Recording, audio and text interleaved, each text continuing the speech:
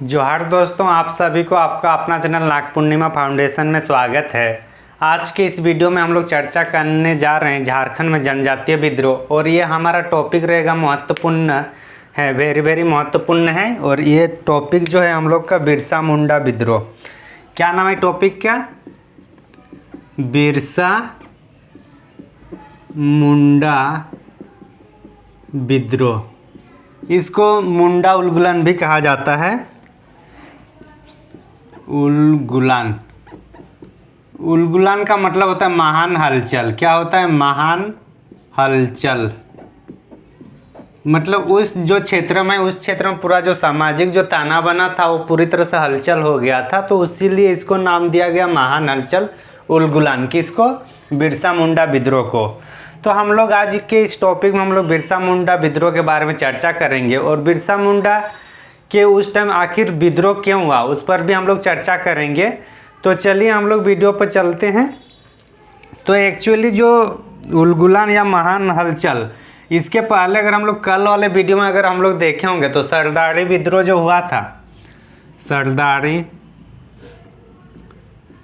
और खरवाड़, तो ये दोनों विद्रोह से ही मतलब इसका मतलब उत्पत्ति होता है। मतलब जो बिरसा मुंडा विद्रोह है, बिरसा मुंडा विद्रोह का जन्म कहाँ से हम लोग को देखने को मिलता है? हम लोग को सरदारी और खरवाड़ जो विद्रोह है उसी में बिरसा मुंडा विद्रोह के बारे में देखने को मिलता है। तो अगर इसकी कालखंड की देखा जाए तो 1895 से लेकर 1900 तक होगा। 1895 से लेकर 1900, तो ये इनका कालखंड होगा बिरसा मुंडा विद्रोह का। तो 1895 से लेकर 1900 तक होगा, 1900 तक होगा। तो आखिर जो विद्रोह हुआ, क्योंकि कोई भी जो झारखंड में विद्रोह हो रहा था या किसी भी क्षेत्र में जो जनजातीय विद्रोह हो रहा था, तो उसका कारण क्या था? शोषण था। आर्थिक, सामाजिक, राजनीतिक और धार्मिक। तो हर एक मामले में जब शोषण होता है, प्रताड़ित होते हैं, तब जाके विद्रोह में आ जाते हैं।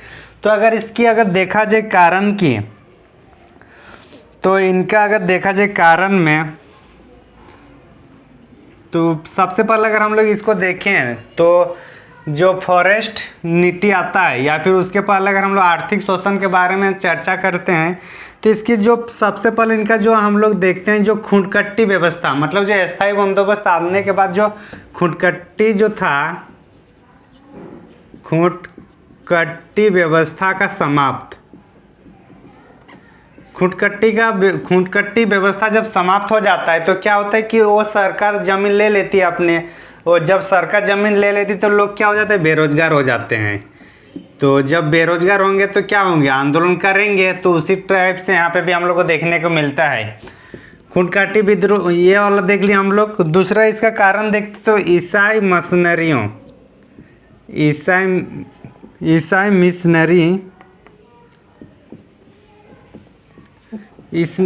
मिशनरियों ने यहाँ पे धर्मांतरण कर रहे थे, साथ ही साथ ये लोग को विश्वासघात कर रहे थे। मतलब धर्मांतरण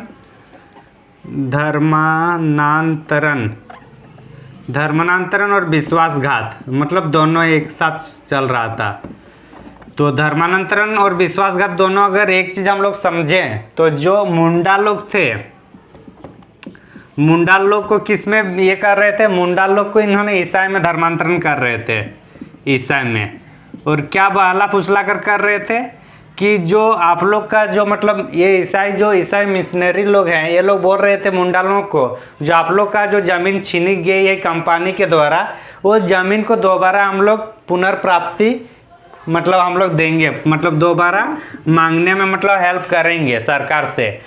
तो इसी कारण में लेकिन ये लोग क्या कर दिया कि ये लोग वो जो बोले थे कि हम लोग दे देंगे, ज़मीन लौटा देंगे, आप हमारे धर्म को स्वीकार कीजिए, हम आपके जो ज़मीन है उसको हम लोग मतलब दे देंगे। तो ये लोग इसको तो स्वीकार कर लेते हैं, लेकिन यहाँ से जो ज़मीन है, ज़मीन नहीं देते हैं। तो ये लोग विश्वासघात हो गया। जब विश्वासघात हो गया तो जाहिर सी बात है, एक तो बोलेगा ज़मीन हम लोग का चला गया पहले ही, ऊपर से अपना जो हम लोग का जो धर्म जो रहता है, अपना धर्म भी हम लोग छोड़ दिए। तो इस तरह से क्या होगा, मतलब गुस्से में आ गए लोग, मुंडा लोग, और इसमें भी एक विद्रोह का एक स्वरूप तैयार कर लेता है। आगे चलते हैं, ये समझ में आ गया होगा। आगे हम लोग का जो पॉइंट होगा उस पर हम लोग चर्चा करते हैं। आदिवासी अधिकारों की रक्षा, जो अदालत, पक्षपात अदालत लिखेंगे तो अच्छा रहेगा।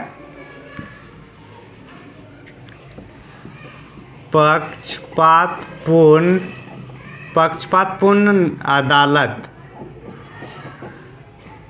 चूँकि जो ज़मीन ये लोग का चला गया, जो मुंडा लोग का जो ज़मीन कंपनी ने ले ली, तो उसमें जब वहाँ पे मतलब न्यायालय जाने लगे ये लोग, तो चूँकि आदिवासी लोगों के पास कागज़ नहीं था मतलब जब पढ़ा लिखे नहीं हो तो लोग कागज़ कहाँ से बनाएंगे कि ये ज़मीन इसका है, ये प्लॉट नंबर इसका है।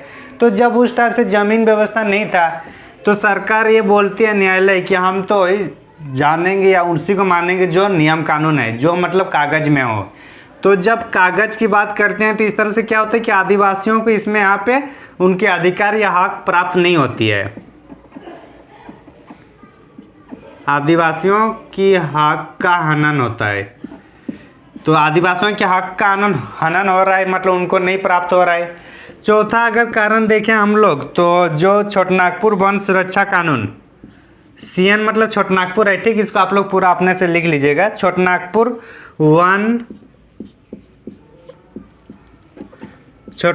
वन सुरक्षा कानून 1894 कब आता है? 1894। तो छोटनागपुर वन सुरक्षा कानून 1894 जब आता है, तो इसके तहत, इस नियम या कानून के तहत आदिवासी लोगों को वन जाने में या वन जंगल जाने से, या फिर वहाँ से जो गौण उत्पाद जो लाना होता है, जो गौण उत्पाद होते हैं, गौण उत्पाद पर क्या हुआ? प्रतिबंध लगा दिया गया। गौण उत्पाद मतलब जैसे महुआ चुनना, या फिर महुआ का पत्ता, या फिर केंदू पत्ता, ये सब जो इकट्ठा किया जाता तो वो सबको बैन कर दिया गया। या फिर टैक्स लगा देता है शराब पीने का, जैसे पचईकर, यही था ना, शराब पर टैक्स जो लगता था। तो इस तरीके से मतलब जो आदिवासी लोग, ये तो एक तो मतलब जमीन से चला गया, धर्म भी परिवर्तन हो गया, पक्षपातपूर्ण मतलब अदालत में भी इन लोगों की बात नहीं सुनी जा रही थी। ऊपर से छोटनागपुर वन सुरक्षा कानून जब ला दिया, तो मतलब अपना हाथ पार कर दिया ब्रिटिश सरकार ने, और बोला जो आदिवासी जंगल में रहते हैं, जो आदिवासी सारना धर्म को मानते हैं, जो आदिवासी सखुआ पेड़ से पूजा पाठ करते हैं, और लोग को बोल रहा है कि अभी आप लोग को जंगल नहीं जाना है, जंगल जाइएगा तो टैक्स लेना है, महुआ नहीं उठाइए चुनिएगा। तो अब लोग करेंगे क्या? खाने पीने का तो सब यहीं से आ रहा था, जंगल से आ रहा था। आदिवासी जीवन में खान पान कहाँ से आते थे? ज़्यादातर जंगल से आता था। अब पेट पर कोई अगर लात मारेगा, तो पेट में अगर जब भी एक लोग बर्दाश्त करने की एक क्षमता होती है, लेकिन जब पेट पर जब आती है बात, तब कोई नहीं समझते हैं, तब विद्रोह होना लाजमी हो जाता है। तो उसी कारण बस फिर ये बिरसा मुंडा विद्रोह मतलब उलगुलान में तब्दील हो जाता है। तो इतना हम लोग इनका जो कहानी है, कहानी को समझ पाए कि इसका कारण क्या था। अब हम लोग इस पर चर्चा करेंगे कि ये जो कारण था, अब इसका उद्देश्य, तो हम लोग जैसे कारण है तो उसका उद्देश्य क्या होगा कि जो दिक्कू है, जो अंदर में जो लोग हैं, जो न्यायालय में जो लोग हैं, जो पुलिस में है, वो लोग को क्या करना होगा? भागाना होगा। जो जमींदार है वो सबको हटाना होगा। तो इसी कारण बस मतलब ये इनका जो उद्देश्य हो जाता है, उद्देश्य क्या होगा? धार्मिक उद्देश्य एक होगा। एक्चुअली ये जो था ना, पहले जो ये बिरसा मुंडा जो विद्रोह, ये पहले सुधारवादी ये में था। पहले क्या था? पहले सुधारवादी स्वरूप में था। सुधारवादी स्वरूप क्यों था? क्योंकि यहाँ का जो धर्म था, धर्म को परिवर्तन किया दिया जा रहा था, इसलिए वो सुधारवादी था। लेकिन बाद में इसमें आर्थिक राजनीतिक वो पार्ट भी इसमें जुड़ जाता है। बाद में इसमें क्या आएगा? धार्मिक तो रहता ही है, आर्थिक भी आएगा ना। आर्थिक के बाद सामाजिक, फिर राजनीतिक भी आता है। तो मतलब पहले जो शुरुआत हुई थी सुधारवादी आंदोलन के रूप में, बिरसा मुंडा विद्रोह, बाद में क्या हुआ? धार्मिक आया, आर्थिक आया, सामाजिक और राजनीतिक। तो ये सब पहलू भी मतलब बाद में इसमें ऐड हो जाता है। तो इस तरह से हम लोग इसका उद्देश्य, अब धार्मिक में देखें तो धार्मिक में क्या उद्देश्य होगा? जो लोग ईसाई धर्म में शामिल हो गए, तो उसको पुनः मुंडा धर्म मतलब पुनः सरना धर्म में लाना। तो पुनः अपना धर्म में लाना, एक उद्देश्य होगा। दूसरा उद्देश्य अगर इसका धार्मिक दिखा, आर्थिक क्षेत्र में क्या होगा, जो मतलब आर्थिक जो अपना वन जंगल में था वो सब उसका माना ही करना, मतलब टैक्स, शुल्क या कर पर कर को रोकना कि हम लोग नहीं देंगे, हम लोग का ज़मीन है, हम लोग का पुरखों की ज़मीन है जो पूर्वजों से आते गया है, उस पर हम लोग टैक्स क्यों सरकार को दूं, ये आ गया। फिर उसके बाद आता है सामाजिक में देखेंगे तो सब सामाजिक जो दिक्कुओं लोगों का जो मतलब प्रताड़ित कर रहे थे समाज में लोगों का, महिलाओं की, तो उसको रोकना था। फिर राजनीतिक में भी ये लोग का मतलब अपना जो राजनीतिक में जो पहला ये लोग का मुंडा व्यवस्था था वो सबको फिर से दोबारा लाना। तो ये सब इस तरीके से क्या था, ये सब उद्देश्य था। तो अब हम लोग इसमें चर्चा करेंगे। इसी क्रम में जो बिरसा मुंडा ने स्वयं को मतलब सिंह बोंगा का एक दूत घोषित कर लिया। एक चूंकि मतलब लोगों को उस टाइम धर्म से या भगवान से ज़्यादा विश्वास होने लगा, मतलब होता था उस टाइम, तो उन्होंने क्या किया कि जितने भी लोग हैं सबको इकट्ठा करना है। तो क्या बोलते हैं, सबसे पहले इनको एक बोलना है कि हमें मतलब अवतार भगवान का या सिंह बोंगा का हम अवतार है। तो इन्होंने स्वयं को 1895 में स्वयं को 1895 में, हाँ 1895 ने स्वयं को क्या कहा था, ये मतलब सिंह बोंगा का एक दूत है। तो सिंह बोंगा का एक दूत या अवतार जो भी सोचिएगा आप, वो अवतार है। मतलब ये बोला कि मुझे यहाँ मैं खुद नहीं आया हूँ बल्कि मुझे सिंह बोंगा ने भेजा है। सिंह बोंगा कौन है, देवता है, सूर्य देवता, सबसे जो सर्वाधिक जो माना जाने वाला जो भगवान है वो सिंह बोंगा है। तो सिंह बोंगा ने बोला कि मेरे को भेजा, यहाँ पे जो शोषण हो रहा है, अंग्रेजों के द्वारा जो शोषण या उत्पीड़न हो रहा है अपने समुदाय के लोगों को, उसको रोकने के लिए इन्होंने बुलाया है, मतलब उन्होंने इनको भेजा है, ऐसा इन्होंने कहा अपने आप को। तब इस टाइप से जब कहा तो उस टाइम फिर लोग इकट्ठा होने शुरू हो गए, इनकी बातें सुनने लगे। और चूंकि इनका कुछ काम मतलब जैसे कि जो जड़ी बूटी टाइप के इनको काम आता था, तो लोगों को इन्होंने स्वास्थ्य भी कर रहे थे। अगर किसी को थोड़ा बहुत अगर मेडिसिन की ज़रूरत होती है तो इनके जो जड़ी बूटी होते उसी में खिला पिला कर उनको ठीक कर देते थे। तो लोगों को भी लगा कि हाँ सच में इनको सिंह बोंगा ने भेजा होगा। तो इसी तरह से लोग इनसे जुड़ने लगे। इन्होंने फिर बोले मांस मत खाइए, मदिरा मत पिए। तो इस तरह से इन्होंने सुधारवादी आंदोलन की शुरुआत करता है। तो इतना दूर हम लोग समझते हैं। आगे अगर इसमें देखें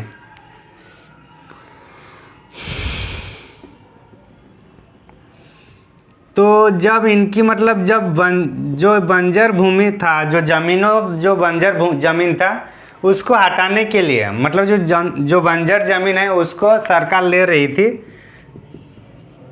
बंजर भूमि को कौन ले रही थी, सरकार अपने पास रख रही थी। तो इसका फिर इन्होंने विरोध कर देता है। इसका विरोध कौन करता है, हम लोग का बिरसा मुंडा, बीएम बिरसा मुंडा इनका विरोध करता है। और इसी क्रम में इनको फिर जेल जाना पड़ता है। किसको, बिरसा मुंडा को।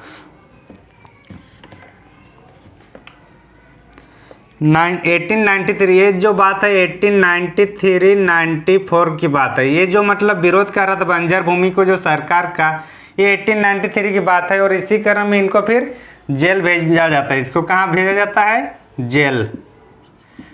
क्योंकि उन लोग को लगा अगर इस तरह से बंजर भूमि सब अगर सरकार नहीं, मतलब सरकार अपने पास अधिग्रहण नहीं कर पाएगी तो फिर अपना जो वो लोग का जो ऑफिशियल बनाना होता है वो कहाँ से बनाएगा, वो ज़मीन कहाँ से आएगा। तो इसलिए बोले पहले इसको अंदर घुसाते हैं फिर हम लोग कामकाज करेंगे।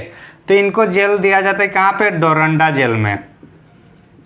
डोरंडा जेल में इनको भेजा जाता है। किसको, बिरसा मुंडा को। 24 अगस्त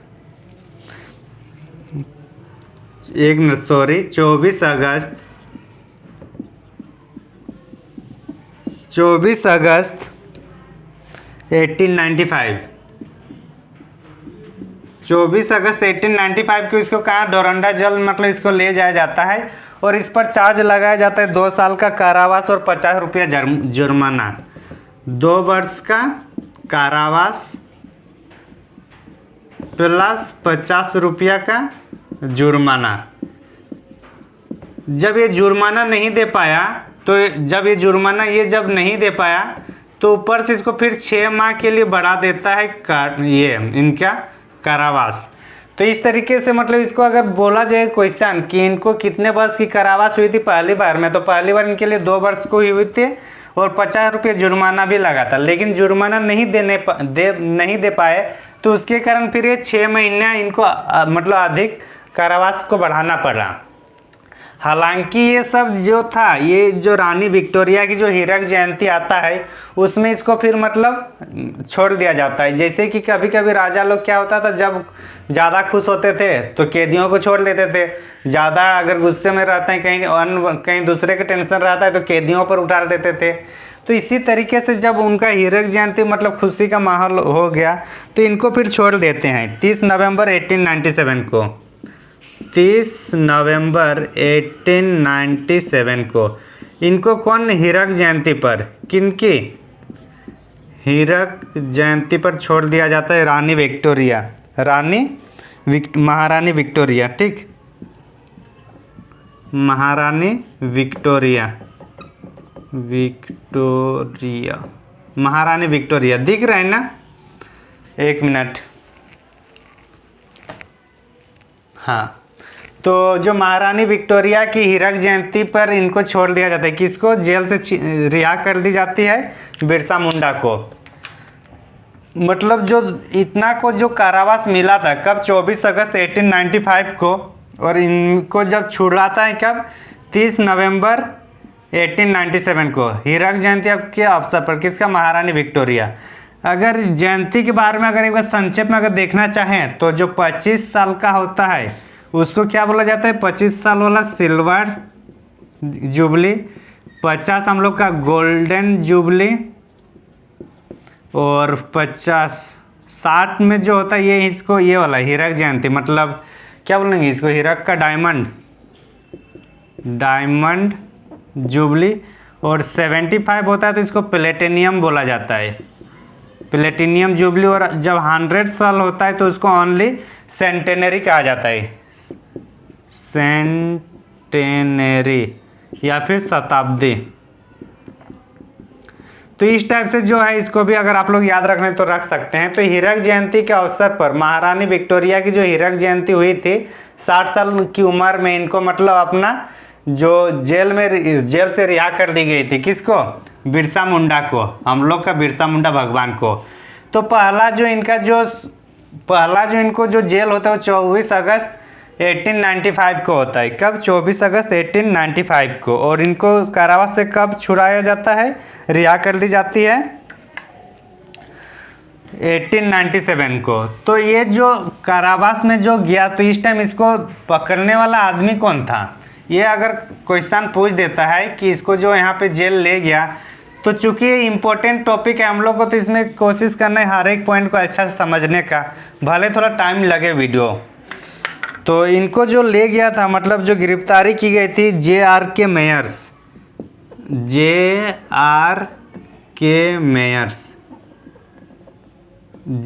मेयर्स ने इसको गिरफ्तार किया था। किसको? बिरसा भगवान को। किनको? बिरसा मुंडा को कौन गिरफ्तार किए थे? JRK Myers. तो अगर पूछा जाए कि जो पहली बार इनको जेल दी गई थी तो उस टाइम इनको पकड़ने वाले जो व्यक्ति थे जो गिरफ्तार किए थे उनका नाम क्या था? JRK Myers. और जब ये 1897 में जेल से निकलते हैं तब इनका मतलब और गुस्सा बढ़ जाता है, बोले यार मेरे को तो जेल में आप लोग रख दिए, अपना हक की लड़ाई मांग रहे थे। तब जैसे ही निकलता फिर इन्होंने विद्रोह करना शुरू कर देता है। तो पहले जेल में जब निकले जेल से, तो उसके बाद से इनका जो मतलब चरण है, जो मतलब अभी मतलब क्रांतिकारी वाला चलन या उलगुलान वाला चलन हम लोग को देखने को मिलता है। पहले चरण में कौन गिरफ्तार करवाया था? JRK मेयर्स ने। तो इतना हम लोग अब तक देख चुके हैं, आगे हम लोग देखते हैं। अच्छा, जब ये निकला जेल से तो इन्होंने सबसे पहले सोचा एक गीत बनाएंगे अपना, मतलब जो हम लोग आंदोलन को चलाएंगे तो उसके लिए एक गीत होना चाहिए। तो इसने कटंग बाबा कटंग वाला गीत इसी टाइम आता है। तो विद्रोही के टाइम कौन सा गीत इन्होंने यूज किया था? गीत था कटंग बाबा कटंग, कटंग बाबा कटंग। रारी कटंग, महारानी कटंग जो भी है ये इसी के बाद आता है। मतलब ये सब जो गीत आता है तो ये गीत जैसे एक नारा होता है ना, उसी टाइप से इन्होंने गीत को लाया था, कटंग बाबा कटंग। तो ये सब मतलब पहले जब जेल से निकले उसके बाद ये सब घटनाएं घट रही है। अब इन्होंने सोचा कि अगर मैं अकेले रहूँगा तो थोड़ा दिक्कत होगा, तो इन्होंने एक क्या किया, एक टीम बना दिया। कौन? बिरसा मुंडा ने एक टीम बनाया, और टीम में इनका क्या है, कौन कौन सा है उसको एक बार हम लोग देखते हैं। बिरसा मुंडा के जो सेनापति होगा, बिरसा मुंडा का जो सेनापति है, एक मिनट, हाँ, जो सेनापति होगा उसका नाम है गया मुंडा। क्या नाम है? गया मुंडा। बिरसा मुंडा के सेनापति का नाम गया मुंडा है। सामाजिक क्षेत्र में जो देखेगा, सामाजिक या फिर जो बोलेंगे उसको हम लोग राजनीति, अच्छा सॉरी, राजनीतिक शाखा में आएगा। राजनीतिक डिपार्टमेंट में किसको दिया? दोका मुंडा को। मतलब एक व्यवस्थित तरीके से मतलब आंदोलन को करने के लिए इन्होंने सोच रहा है, क्योंकि इनको जब देखा कि ये जेल चला गया तब क्या हुआ कि विद्रोह जहाँ से मतलब जहाँ इन्होंने छोड़ के गया था वहाँ से फिर आगे नहीं बढ़ पाया, बल्कि वो शांत हो गया।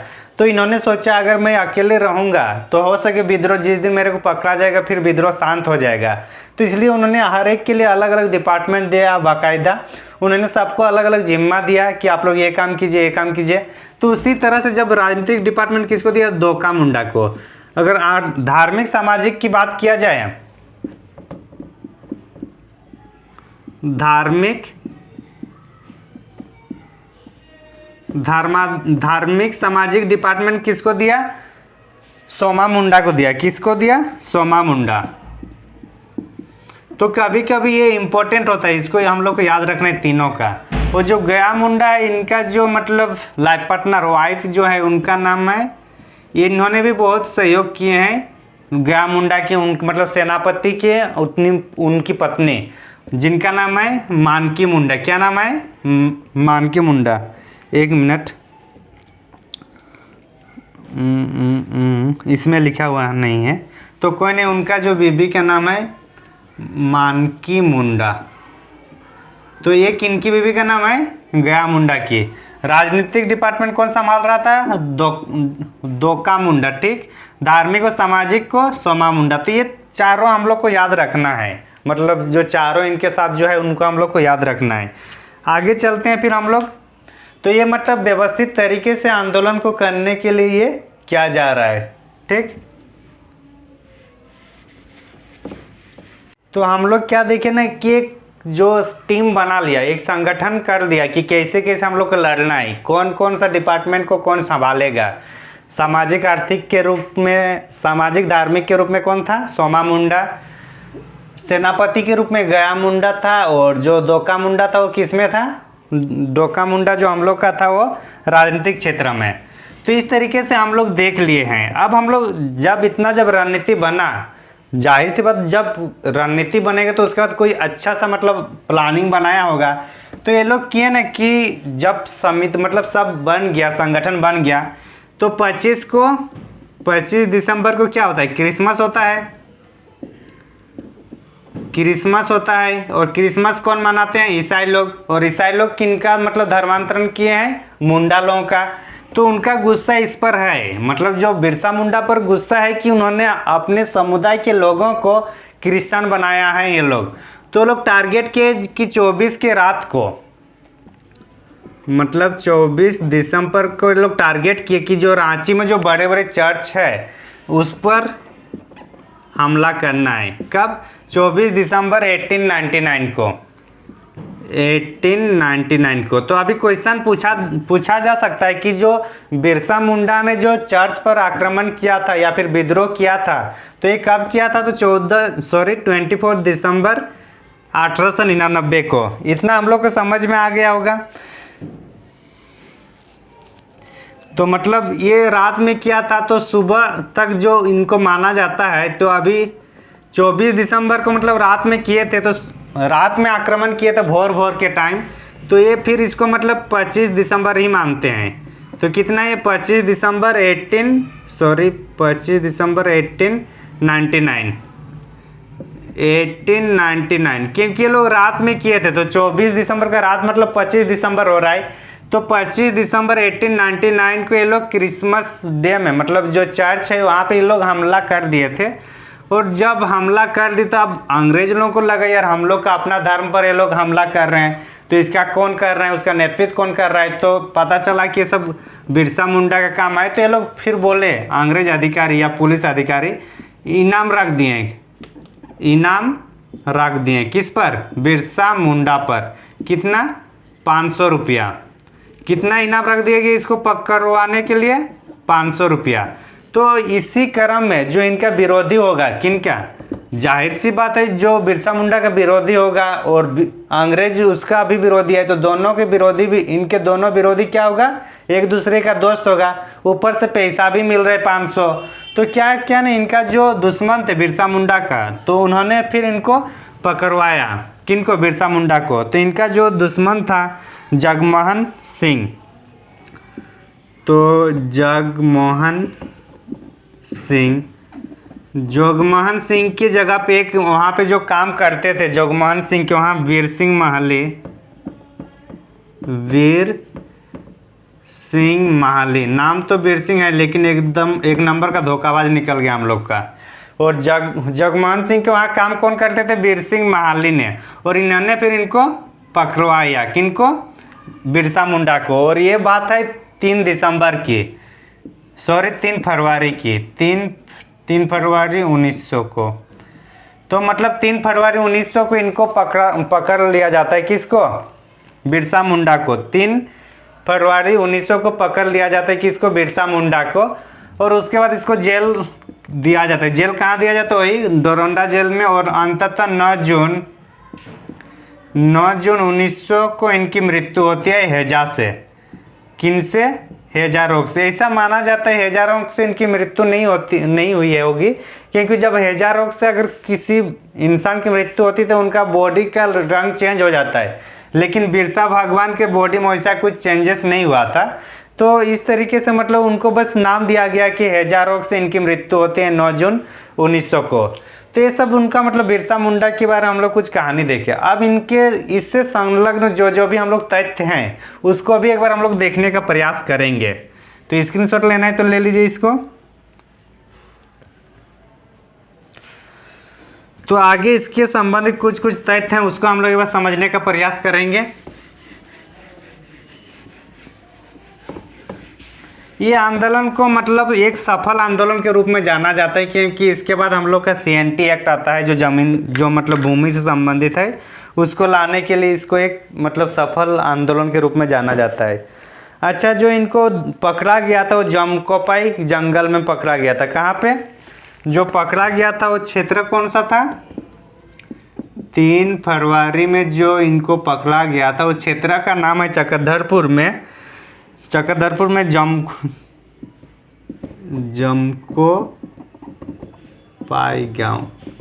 जमकोपाई गांव है उस क्षेत्र का नाम।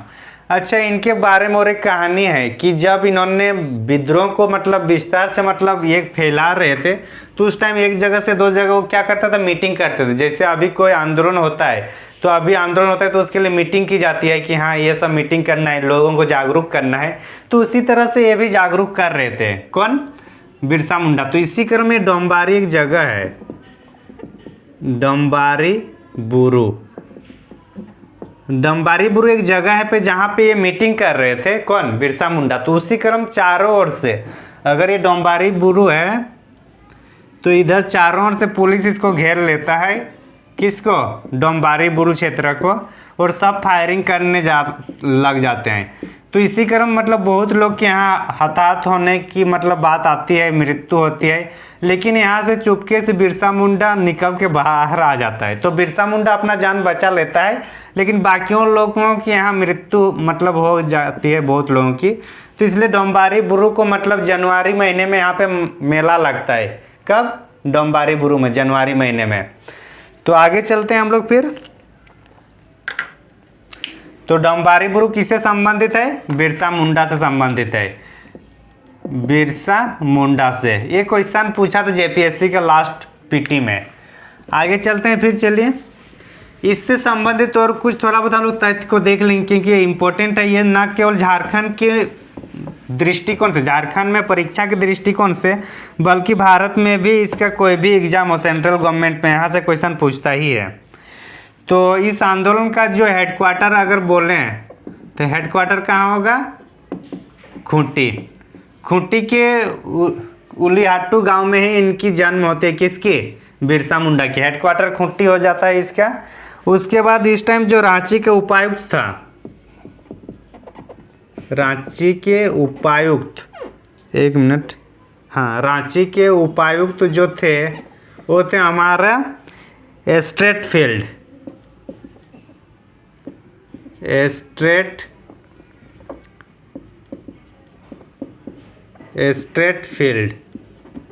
स्ट्रेटफील्ड कौन है? ये रांची के उस टाइम उपायुक्त थे, इसके टाइम, बिरसा मुंडा के टाइम। कटंग बाबा कटंग, ये तो हम लोग देख लिए। अबुआ राज एटे जना, महारानी राज टुंडू, ये सब मतलब इनका मतलब जो यूज किया गया था वो सब है। और आगे अब हम लोग मतलब यही 2-3 पॉइंट था जो हम लोग को देखना था। और अभी हम लोग जो देखेंगे, अच्छा, इसी ने एक बार कहा कि दिक्कुओं की लड़ाई अब हमारी इस तरह से होगी कि दिक्कुओं की खून से जो पूरा क्षेत्र लाल ही लाल दिखाई देगा। मतलब ये इन्होंने कमेंट मतलब बताए थे इस टाइप से कि ऐसा अब हम लोग को देखने को मिलेगा। तो अब हम लोग जो देखे हैं उसमें इसका जो रिजल्ट क्या आया, उस रिजल्ट को भी एक बार हम लोग चर्चा करने का प्रयास करते हैं कि आखिर अगर इसको हम लोग एक सफल आंदोलन मानते हैं, अगर सफल विद्रोह मानते हैं, तो सफल विद्रोह हुआ तो उसमें क्या क्या हम लोग को लागू हुआ, वो सब भी हम लोग को देखने के लिए या समझना का हम लोग को ज़रूरी है। क्योंकि परीक्षा के साथ साथ हम लोग को अपने समझ को भी विकसित करने के लिए ज़रूरी है ये सब। तो अगर हम लोग अगर CNT जो हम लोग आजकल हम लोग जो ज़मीन के मामले में सुनते हैं, तो CNT ये जो बिरसा मुंडा का उलगुलान है उसी का देना है। तो हम लोग जो CNT आजकल सुनते हैं, Chhotanagpur CNT act, Chhotanagpur tenancy act, Chhotanagpur tenancy act जो 1908 में आता है। छोटनागपुर टेनेंसी एक्ट कब आता है? 1908 में। छोटनागपुर टेनेंसी एक्ट कब आता है? 1908 में।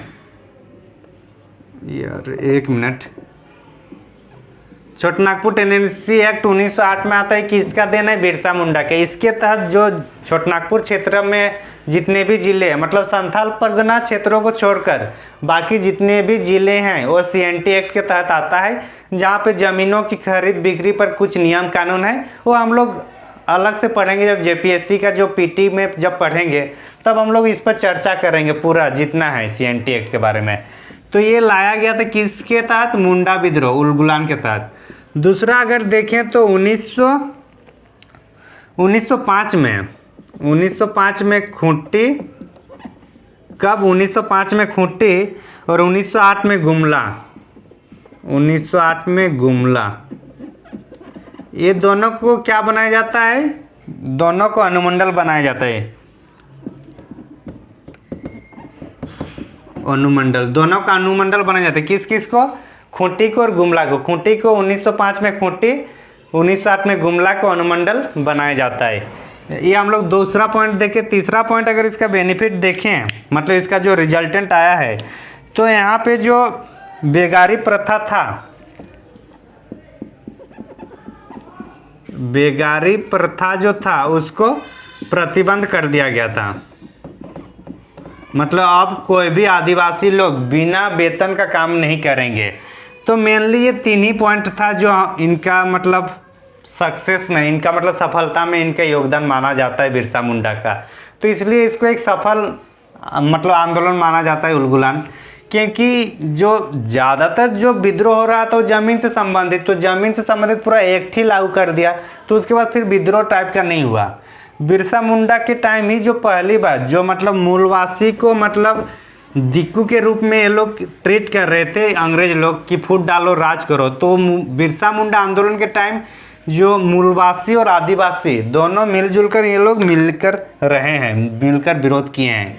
अब हम लोग इसके कुछ जो मतलब जो बिरसा मुंडा हुआ, तो ये हम लोग को कहाँ कहाँ इसका साक्ष्य मिलता है या फिर इसको लेकर किसने क्या कहा, उस पर भी हम लोग थोड़ा चर्चा कर लेते हैं। तो अगर सबसे पहले अगर इनको देखें तो उस टाइम जो समकालीन जो कमिश्नर थे छोटनागपुर का जो कमिश्नर थे, तत्कालीन कमिश्नर जो थे, उन्होंने कहा कि बिरसा मुंडा जो है 3 दशकों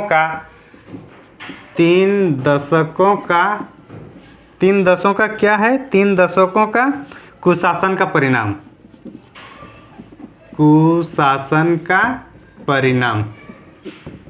ये कौन कहा? छोटनागपुर के उस टाइम जो कमिश्नर थे, और कमिश्नर का अगर नाम देखा जाए तो कमिश्नर का नाम है फोबर्स। कमिश्नर का नाम क्या है? फोबर्स। इन्होंने कहा कि ये जो बिरसा मुंडा या उलगुलान जो हुआ, ये 3 दशकों का जो कुशासन था, जो अंग्रेजों के द्वारा कुशासन था, उसका परिणाम है। दूसरा, अगर जो बिरसा मुंडा के अगर विद्रोह को जो मतलब पूरी तरह से फैलाने का, पूरे भारत में या फिर विश्व में अगर फैलाने की अगर बात किया जाता है, या अगर इसका श्रेय दिया जाता है, तो कुमार सुरेश सिंह को दिया जाता है। किनको? कुमार सुरेश सिंह। बिरसा मुंडा के गौरवशाली इतिहास को दर्शाने वाले का नाम क्या है? कुमार सुरेश सिंह।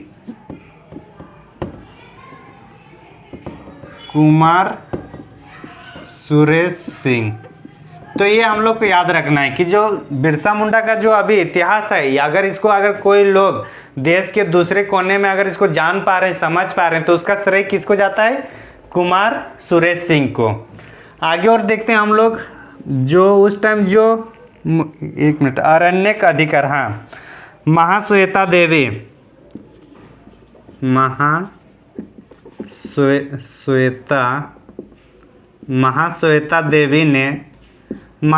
देवी ने बिरसा मुंडा के जीवन पर आधारित एक कहानी लिखता है, जिसका नाम है अरण्यक अधिकार। क्या नाम है? अरण्यक अधिकार। अरण्यक अधिकार ये एक बुक है। किससे संबंधित है ये? बिरसा मुंडा संबंधित है। और कौन लिखा है? महाश्वेता देवी ने। तो इसमें मतलब बिरसा मुंडा की जो जीवन है उसके बारे में चर्चा की गई है महाश्वेता देवी वाले में। इसमें अगर और भी अगर 1-2 पॉइंट अगर देखें, तो इसमें जो सुरेंद्र बनर्जी का उस टाइम जो पत्रिका बंगाली है, उनमें भी इनका उल्लेख किया गया है। कौन सा? बंगाली जो पत्रिका है, बंगाली पत्रिका में भी मुंडा विद्रोह के बारे में जानकारी मिलता है। मुंडा उलगुलान की जानकारी मिलती है। तो इस तरीके से हम लोग बिरसा मुंडा के बारे में जितना भी इम्पोर्टेंट है, जितने भी परीक्षा के दृष्टिकोण से, इससे बाहर एक भी पॉइंट आप लोग को नहीं मिलने वाला है। जो भी मिलेगा सब इसी पॉइंट से मिलेगा जो इस वीडियो के लेक्चर में है। तो उम्मीद करता हूँ आप लोग को पूरा इसको अच्छा से देखे होंगे, और अगर आप लोग नए हैं तो हमारे चैनल को ज़रूर सब्सक्राइब करें। Thank you for watching. धन्यवाद।